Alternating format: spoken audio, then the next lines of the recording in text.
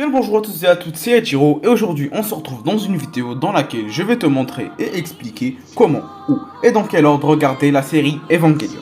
Bref, perdons pas plus de temps, alors c'est parti.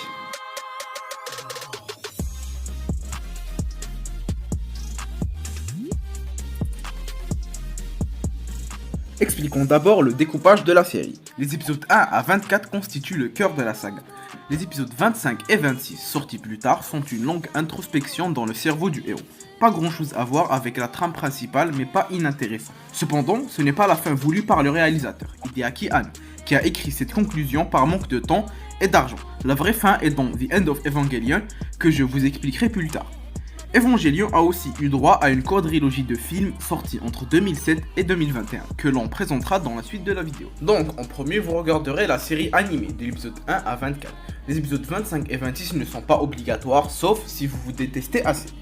Passons maintenant aux films que je vous présenterai par ordre de sortie et je vous dirai si c'est vraiment important de les regarder. Evangelion Death and Rebirth, sorti en 1997.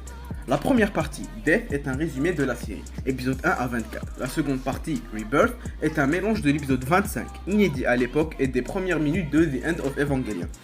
Ce film n'a pas intérêt et rate beaucoup de choses dans la narration, totalement oubliable.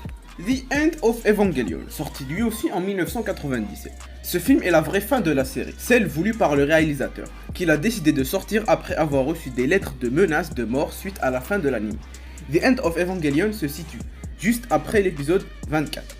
Bien que le film indique épisode 25 au début et épisode 26 à la moitié, ceux-ci n'ont rien à voir avec les épisodes 25 et 26 sortis pour la télévision.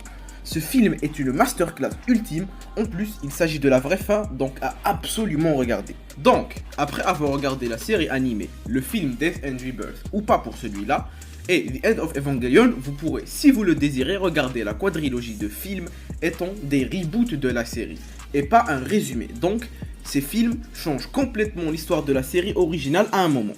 Maintenant que c'est dit, c'est parti. Evangelion 1.0, You Are Not Alone. Ce premier film est plutôt très fidèle. Certaines scènes ont été réalisées à l'identique, image par image, à l'animé. D'autres scènes, parfois cruciales, ont été modifiées, dans un but de simplification et de cohérence. Mais ces légers changements vont avoir un effet papillon énorme dans les suites, ce qui donne un développement totalement différent de l'histoire. On y perd aussi beaucoup de scènes du quotidien. Contrairement à la série, les films ne prennent pas le temps de s'attarder sur les sentiments et l'intimité des personnages, pour se concentrer plus sur l'action. Evangelion 2.0, You Can Not Advance. Il s'agit juste de la suite directe de Evangelion 1.0, rien à dire sur celui-là. Evangelion 3.0, You Cannot Redo. A partir de là, les petits changements apportés aux deux premiers films par rapport à la série ont fini par donner un effet papillon, tel que l'histoire n'a plus rien à voir avec l'original. Ça reste intéressant et toujours aussi magnifique, mais on a un peu l'impression d'être pris pour des cons. On sent bien que Hideaki Anno n'aime pas ses fans et n'aime pas répondre à leurs attentes, c'est lui-même qui l'a dit. Soyez prévenus. Evangelion 3.0 plus 1, Thrice Upon a Time, c'est le dernier de la quadrilogie. 3 plus 1, ça fait 4, mais visiblement ils ne savent pas faire simple. Ce film est donc le dénouement de la quadrilogie.